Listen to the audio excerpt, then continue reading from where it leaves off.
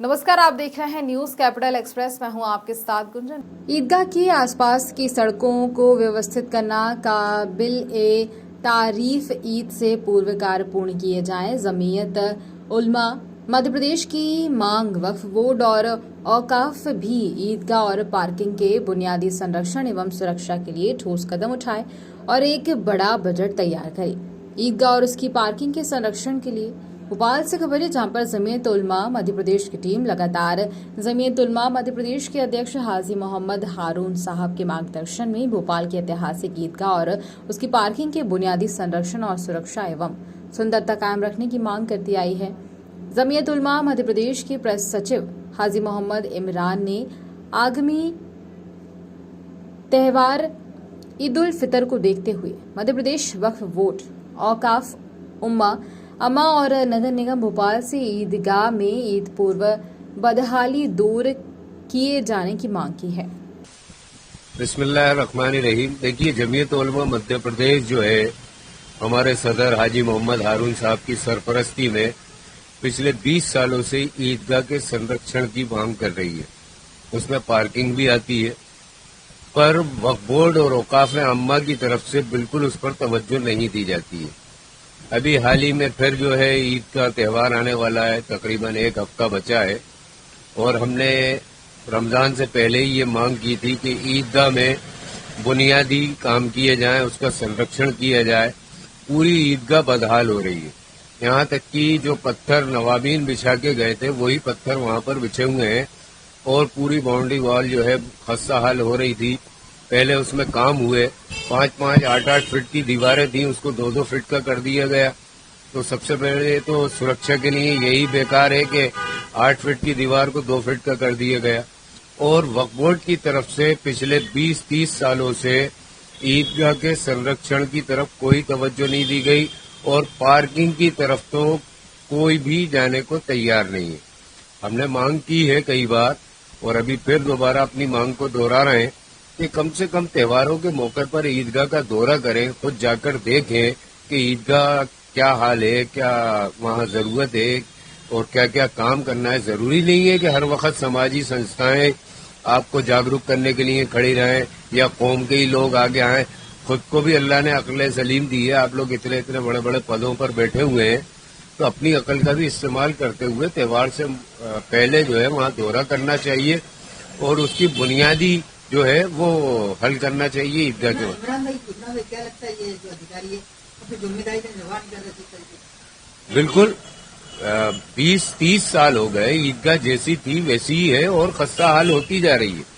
अभी हाल ही में मैं देखकर आया, हमारी जमीयत की टीम ने दौरा किया कि हैया अल फलाह की तरफ जो है पूरा फुटपाथ जो बना हुआ है ईदगाह का, वो वक्त की संपत्ति है।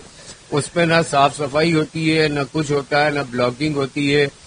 गुर्जे की तरफ अभी तक कोई साफ सफाई नहीं शुरू की गई है। पार्किंग में कोई साफ सफाई शुरू नहीं की गई है। तो ऐसे में जो है ईद का त्योहार करीब है, फर्जंदान तौहीद को तकलीफ होगी या नहीं होगी? क्या वजह है सरकार को मंदिर और सारी चीजें जो डेकोरेट कर रही है, नयापन दे रही है, वक्फ बोर्ड को उदासी का? देखिए, वक्फ बोर्ड के पास बहुत बड़ा एक बजट है, तकरीबन 3-4 करोड़ रुपए सालाना बजट है। तो हमारी उनसे पहले भी मांग थी कि कम से कम आधा बजट एक साल ईदगाह पे खर्च कर दिया जाए, ताकि ये जो रोज रोज का रोना है ये ना हो। अभी सरसरी चूना पोत देते हैं, तो चूना पोतने से ईदगाह का संरक्षण थोड़ी होगा। पहले भी उसमें काम किए गए, पर वो ऊंट के मुंह में जीरा। ऐसे कामों की जरूरत नहीं है। काम होना चाहिए बुनियादी, और ईदगाह की पार्किंग और उसपे जो है अच्छी तरह संरक्षण के कार्य हो।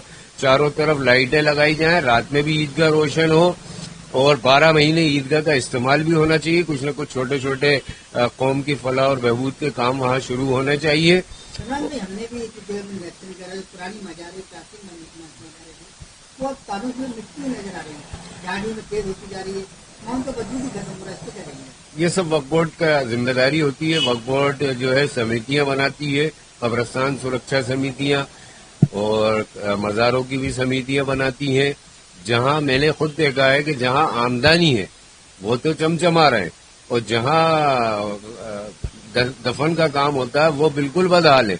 मतलब जिसका यूज डेली यूज होता है, उस डेली यूज की जगह को है पूरा बदहाल कर रखा है, اور سال میں ایک بار جانے والی جگہوں کو جو ہے پورا روشن کر رکھا ہے، کیونکہ وہاں سے آمدنی آتی ہے. تو بھائی قبرستان ہو، مزار ہو اور دیگر جگہوں پہ جو وقف بورڈ کے ادھین آتی ہیں ان پر توجہ دینا چاہیے.